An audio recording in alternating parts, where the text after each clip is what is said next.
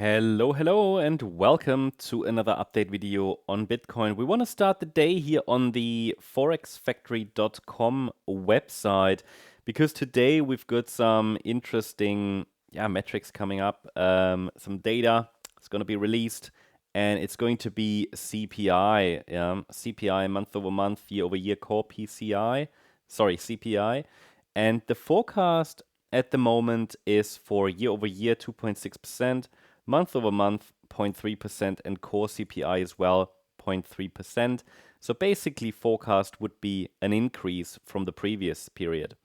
And it's going to come out at, well, it's 1:30 p.m. UK time. That's 2:30 UTC. So I think it's 7:30 Eastern time. I'm not entirely sure about that. But certainly, this would be early in the day for our US viewers, and CPI is definitely going to lead to some volatility. That's always interesting, especially if the price has arrived at a key inflection point, and we see that on the Bitcoin chart, at least on the shorter time frame. So what you can see here, and I just want to focus on the shorter time frame today because, let's be honest, bigger picture, nothing has changed, and I think I covered the larger time frame yesterday a few times, so there's no need to do that. We will just take a look at the short-term chart here for now, and the move down is looking more like a five-wave move down. A three-wave move. It looked like five yesterday, like this, yeah. So 1, 2, 3, 4, 5. So it could have happened that the price, it was at a juncture. I think when I made the last video, we were at a critical juncture. Price could have bounced in a B wave, followed down in wave C and up. I would have liked that, actually, yeah, because that would have at least given us a very, very clear three-wave move down. It now is also three waves. It just extended down more directly, yeah. So we have an A, B, C, and A, then a B and a C with a very weak B wave. And it does look, to some it might look impulsive to the downside. Well, it looks really more like a three-wave move, right? It really looks like a three-wave move at the moment, not a five-wave move, especially with that additional extension, yeah? So why is it important? It is important because in a wave 4, yeah, it's just important. This is a wave 4. This is seen as a correction. If it's a three-wave move down, it leaves the door open for higher prices. If this was now 5 waves down, so deep into support, there would be a risk that with a 5-wave move down, we get a B wave bounce and we break down support. With a 3-wave move down, this could be all of the wave 4, even though it's going down quite directly, but it's absolutely possible. Yeah. So this could be all of the wave 4, or it could be the A wave of a flat correction in wave 4, which means we get another BC pattern. But if we get a flat correction, then generally the tendency is quite high that the B wave will overshoot or at least be quite aggressive. And that still in a wider wave 4 will increase the probabilities that support will hold. But then again, what we really need to see is a reaction now from this region.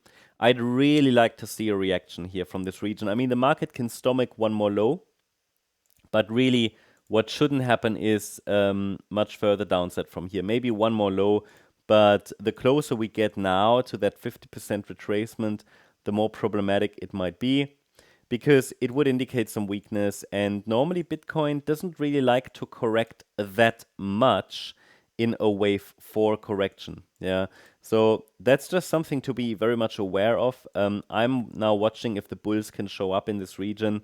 Yeah, maybe one more low on the nano level is acceptable, but we have now reached the 38.2 retracement, and I mentioned that yesterday, and this, the price has basically reached the ideal target we talked about. Yeah, why? Because the 38.2 retracement level is typically an ideal target for a fourth wave. That's just generally, I always say that, right? In this case, 116,885. And therefore, this is so interesting because we've now arrived at this key inflection point. And in a few hours, we'll get CPI data. So I'm not necessarily assuming that we get much action before CPI, maybe just before CPI, and then I would expect some volatility.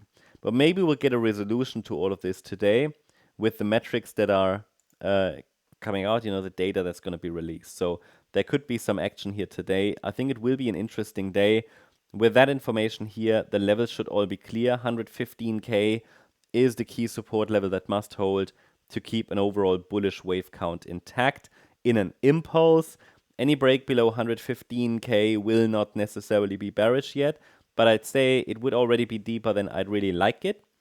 In that case, then we can consider that we're dealing with a B wave, in a larger degree wave 4, wave 3, I mean, but then in a diagonal structure, not in an impulse, or it's possible that even the larger degree third wave already topped. In that case, support will shift down a little bit. Yeah, for now, I'm still looking for higher prices. Just a bit of a pullback there ahead of CPI. So we'll see if the bulls react in this region. For now, and that's what I can tell you, there is absolutely no reaction yet from the bulls. But that being said, yeah, we might see another low on the nano level. Because I can make a case here for 1, 2, 3, 4. Maybe it just needs that one more low here in wave C. Not absolutely needed, but we're just dancing around that 38.2 FIB level, and it's definitely an inflection point, definitely a key spot to watch today. So yeah, I hope you liked the update. If you did, please hit the like button, leave a comment, and subscribe. And if you really like the content, then please check out the channel membership. Also, I invite you to join us on X. Yeah, on our X channel, you'll get additional updates. You get additional video updates sometimes. You get additional tips, tricks, things about crypto, mindset, Elliott Wave. I post there as well, and you can ask questions, just engage with the community a bit. So check it out. I've linked it in the description and in the comment section. Thanks so much. Bye-bye.